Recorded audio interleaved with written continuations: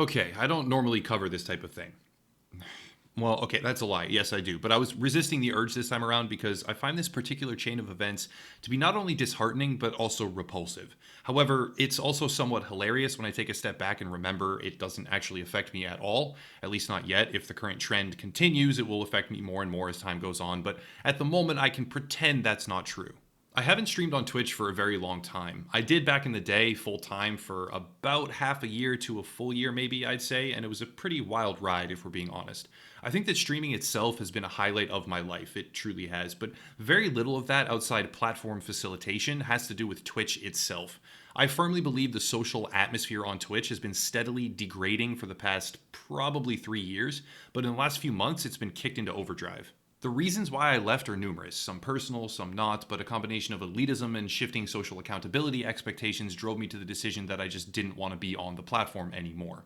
However, despite no longer being an active participant in the ecosystem, I never really stopped watching, and now the whole thing is turning into a slow motion plane crash and I can't look away. Twitch has been attempting to right the ship, if you will, for a number of years. Now, to be clear, this has nothing to do with the platform's success from a numbers perspective. Twitch has been increasing in relative size by colossal margins, especially during this whole pandemic thing. It is losing market share to Facebook gaming, but other competing platforms like Mixer or YouTube are not actually gaining a lot of ground. When I say right the ship, I mean from the perspective of a piss poor reputation, not a viewership or market share increase. There is a consistently devolving battle between Twitch and a vocal subset of its own community over a number of topics, chief among them, consistency. It is perceived that Twitch has absolutely no consistent response to issues and highly favors particular broadcasters despite repeated infractions. This is just objectively true, because of the system Twitch constructed for moderation. On the one hand, context does matter, but on the other, it leads to advocating for leniency when certain personalities are involved. Alinity, for example, the poster child of Twitch favoritism at this point, decided to take 3 days off herself because Twitch refused to suspend her properly for an incident involving nudity on her stream. Now, setting aside the complexity of accidental nudity policy and how that's a really difficult thing to police from the get-go, Alinity has openly stated that she feels as if multiple bans have been warranted and she did not receive them, because for some reason Twitch refused to do so, and even went so far as to say that it annoys her because it further entrenches this mindset of she is getting special treatment, she must be somehow coercing or influencing the moderation staff. Basically, Twitch has put themselves in the worst possible situation through absolute, pure, unmitigated inadequacy. They flagrantly award special treatment to a certain few broadcasters, and this has been an ongoing issue for quite some time, except all of it gets made 10 times worse when they make the leap from simply avoiding penalties for the broadcasters that they favor and start literally platforming voices that despise, ridicule, and wish to punish the core demographic that has composed Twitch since the moment it was born. Yet again, we need a definition because platforming here goes beyond the typical meaning. YouTube simply letting me have a channel at all is technically them platforming me, but I have never had a special endorsement or a position of authority awarded to me by YouTube in a deliberate way. With Twitch, that's different because they are now awarding ambassadorships and committee positions to select individuals who have clearly expressed prejudicial beliefs towards the majority of the very same audience and user base they will hold sway over. Now, there are a lot of things wrong here, but I'll try to be as precise as possible. On May 14th, Twitch announced the Safety Advisory Committee, which is a step towards allowing community feedback and input on their decision-making process to perhaps begin rebuilding trust and accountability. To be blunt, I think it's a stunt and will mean absolutely nothing. As far back as 2015, Twitch has been trying to organize community programs for a similar purpose. They started with a moderation panel of sorts, I think, which failed and got canceled. They went on to repeatedly say, hold us accountable in updates and announcements, which was absolutely laughable and went nowhere. And apparently this advisory panel has been in the works for almost 2 years, since 2018, indicating it's not really a priority because this is actually Amazon we are talking about here. Twitch is owned by Amazon, so if they want something done right, all they need to do is just do it. There is no lack of resources. Regardless, the new advisory committee was announced and immediately fell flat on its face. The panel will consist of 6 streamers and 2 outside experts, but the streamer choices here are what matter. Side note, I personally believe if they were serious about this, which I don't really think they are, the proper format was a larger committee of just streamers who come from a wider selection of backgrounds. And no, backgrounds has nothing to do with diversity of skin color or heritage. It has to do with streaming profile. The committee should have been maybe 12 people or something like that from all sorts of different communities. One from esports, one variety streamer, one role player, one just chatting personality, one IRL streamer, someone from the political commentary community even, because that's actually becoming a big section of Twitch now, believe it or not, and so on and so forth.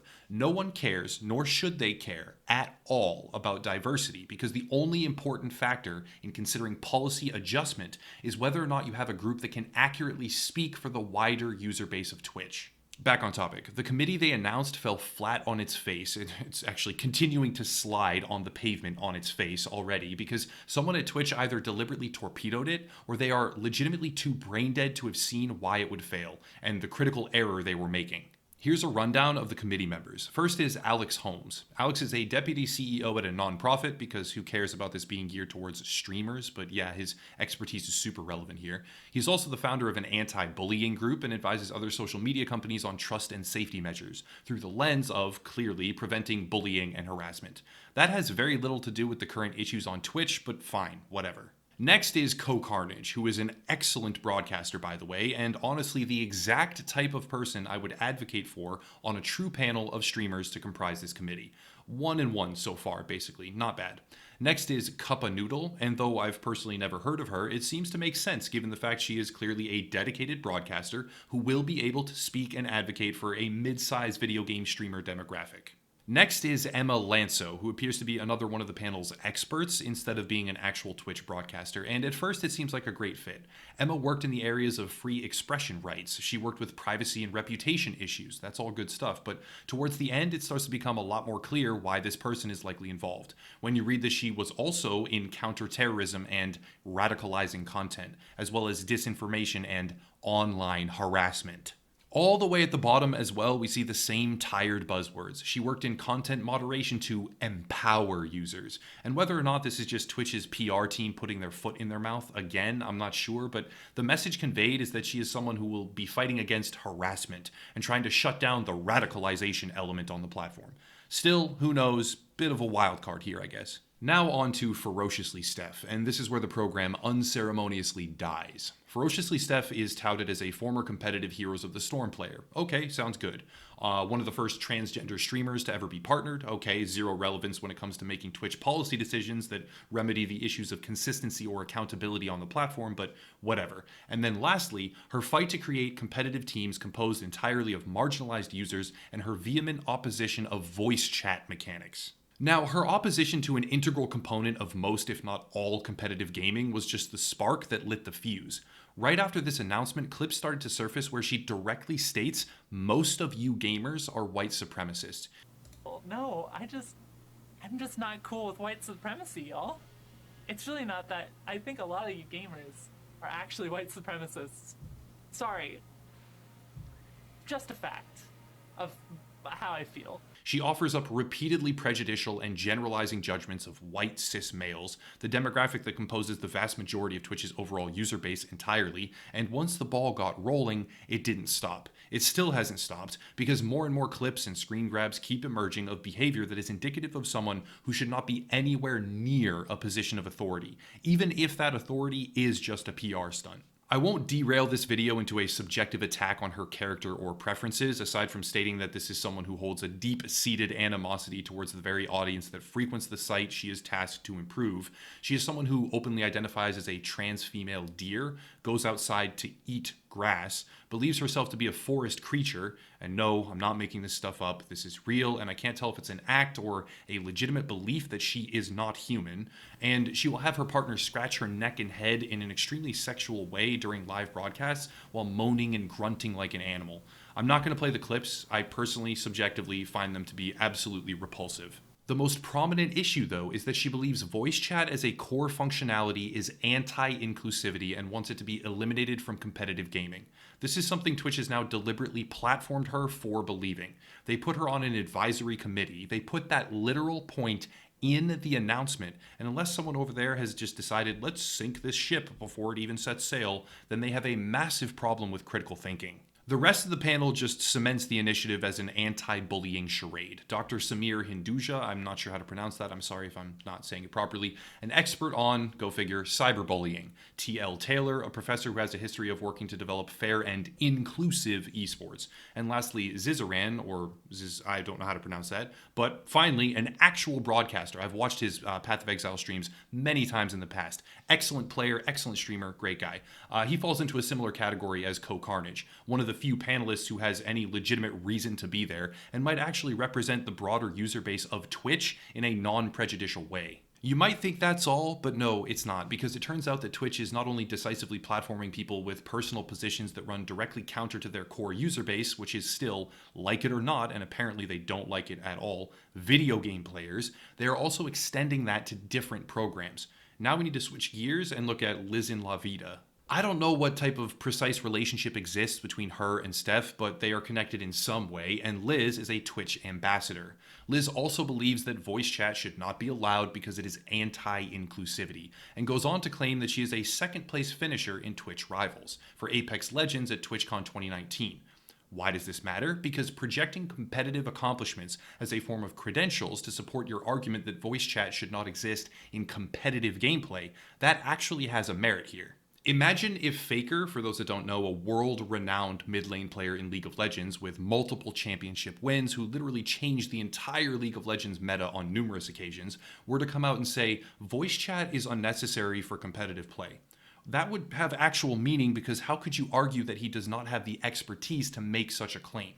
Well, you honestly can't argue that. Liz claiming she placed second in this Apex Legends tournament is obviously not equivalent, but at least it communicates that she might be able to speak with some degree of competency here. Except, no, she can't. The sad reality is that Liz and her teammates actually placed 8th in that tournament, as outlined by her actual teammate publicly, when she realized Liz had been lying through her teeth. And furthermore, the claim of being second had come from placing second in overall kill count alone during one wave as part of one group. Liz even admitted soon after that she had wished her accomplishment had been recognized, and therefore just made up the entire thing and claimed second in the tournament. I'll brush past the part where she then started attacking dyslexic community members who were stating that the removal of voice chat would hurt their overall experience by making it impossible for them to communicate properly in competitive play because of, go figure, words and dyslexia, or how Liz decided to angrily attack her ex-teammate for undermining her lies. But the crucial takeaway here is that Twitch is platforming in multiple privileged circumstances people who fundamentally do not respect the framework of competitive gaming, people who lie about their own positions and accomplishments, and people who are guilty of the very same behavior Twitch will rigorously seek to punish elsewhere, but are hypocritically immune because they identify themselves as a protected class. Well, I now identify as the old Pop-Tarts wrapper on the corner of my desk. I sometimes crinkle myself into a ball and throw myself in the trash to get more in tune with my spirit. Checkmate. You can't touch me. I'm unique, and you have to call me stunning and brave now. The new Twitch advisory panel is an exercise in pre-launch failure because Twitch is picking people that fly directly in the face of the very same issues that the panel is supposed to remedy in the first place. The wider community is not crying out for Twitch to assemble a dream team of anti-gamer bully hunters. They are asking for accountability and consistency. No one was saying, oh my god, please get together a bunch of people who will discuss how to make sure no one ever has to hear mean words ever again. There is enough of this sensitivity drivel already. The buzzwords get shoved down your throat day in and day out. Inclusivity, diversity, empowerment, on and on, around and around. When the reality is people just want more clarity on policy decisions and better communication. I halfway believe someone at Twitch knew that this would happen deliberately and did it on purpose. The resources exist. The possibility of fixing these problems, without question, it exists. But interdepartmental communication on Twitch is obviously at rock bottom.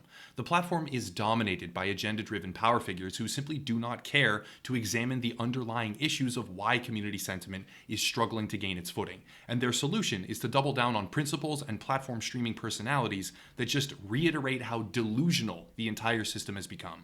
That's it though. Twitch is a community sentiment wasteland that has devolved to a point of rapid community growth with simultaneously declining credibility. Let's see how long that realistically lasts before some kind of actual implosion. If you want support, there are links down below: merch, Twitter, Patreon, another gaming YouTuber to support as well, but I'll cut it there and stop rambling. As always, thank you all for watching, and have a nice night.